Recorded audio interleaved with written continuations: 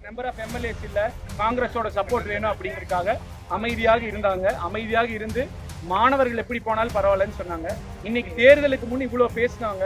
இன்னைக்கு அந்த போர்டை பாருங்க, 22 மாணவ மாணவிகள் கடந்த 4 வருஷம். 22ங்கிறது ரெஜிஸ்டர் ஆன நம்பர்.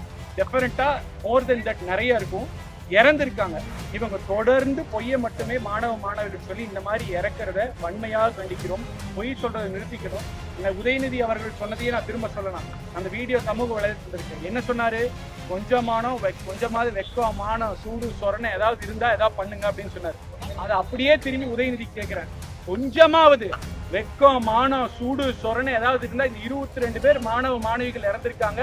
அவங்க பெற்றோர்கள் எவ்வளவு கஷ்டப்படுவாங்க அப்படிங்கறத புரிஞ்சு இந்த மாதிரி ரகசியம் சொல்றேன், அது சொல்றேன், எங்களுக்கு தெரியும், எங்க அப்பாக்கு என்ன பண்ணணும்னு தெரியும், நாங்க வந்தா பண்ணுவாங்கன்னு பொய் சொல்றத இன்னையோட நிறுத்திக்கணும்.